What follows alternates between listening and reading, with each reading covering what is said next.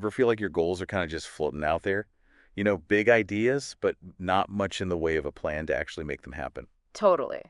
I think we've all been there, like wanting to grow the business or be healthier or whatever, but it's easy to get stuck on the what and not the how. That's exactly what we're tackling in this deep dive. We're talking about OKR. OKRs, yeah, it's a system that's pretty much helped everyone from like huge companies to, and this is the crazy part, Bono, actually get stuff done. Yeah, Bono.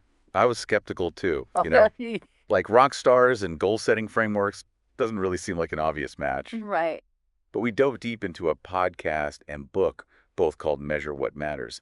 And honestly, it's kind of changed how I think about goals. Well, that's the point, right? It's about taking those big, vague things we want to achieve and turning them into something you can actually, work towards. OKR stands for Objectives and Key Results. Right.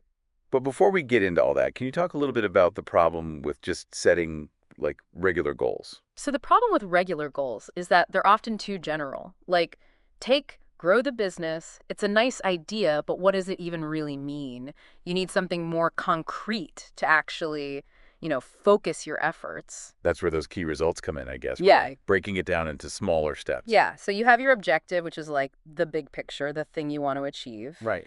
And then the key results are those measurable steps, how you're going to get there. Okay, so let's say my objective is, I don't know, to improve customer experience. But might be some key results for that. Well, it depends on your specific business, of course. Sure. But some examples could be like increase customer satisfaction ratings by, let's say, 10%, Okay. or reduce customer support response time, something you can actually track and measure to see if you're moving towards that bigger objective. Gotcha. So it's not just about setting a goal, it's about figuring out how you'll know you've actually reached it. Yeah, measurement is key. That's how you stay accountable, and actually see the progress you're making.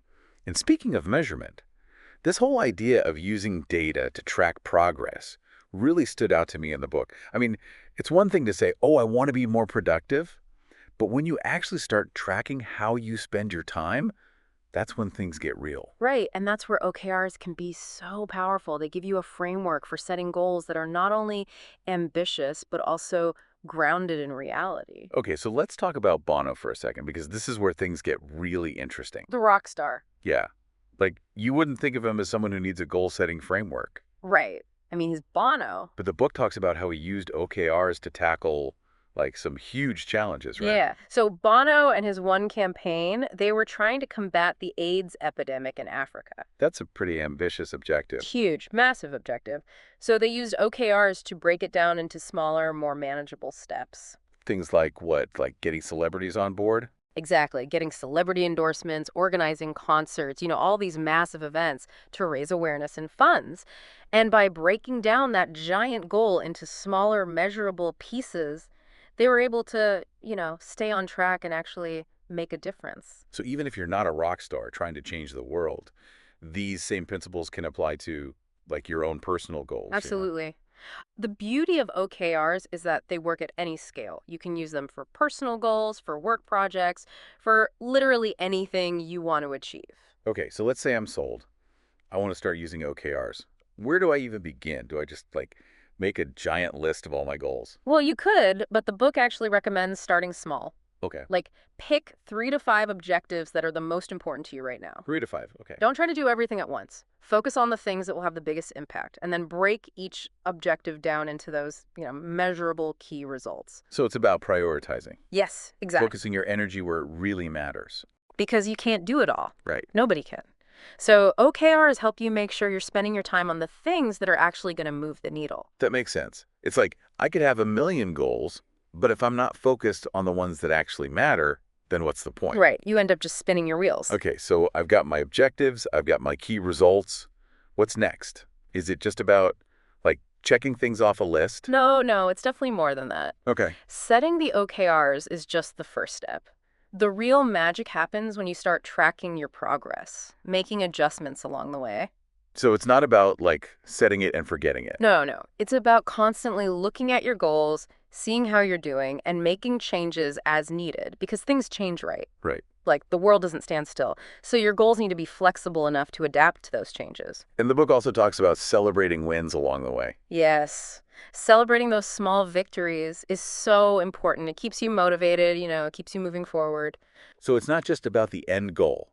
It's about acknowledging those milestones along the way. Yeah, exactly. Yeah. Because it's a journey, right? Not just a destination. This whole conversation reminds me of that quote, what gets measured gets done.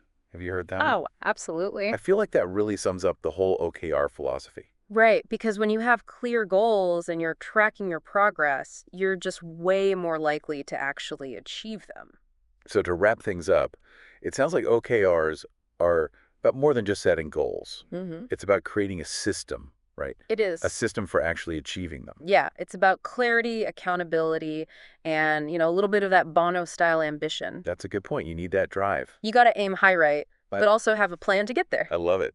So listeners, if you're feeling stuck or overwhelmed by your goals, I highly recommend checking out Measure What Matters. Whether you're trying to launch a business, write a book, or yeah, even take on global challenges like Bono, OKRs can give you that framework you need to actually make it happen. And remember, it all starts with those top 3 objectives. What do you want to achieve? What are those key results that will get you there? Take some time, think it through, and get ready to measure what matters to you. And that's a wrap on this deep dive. Thanks for joining us, and we'll see you next time. See you next time.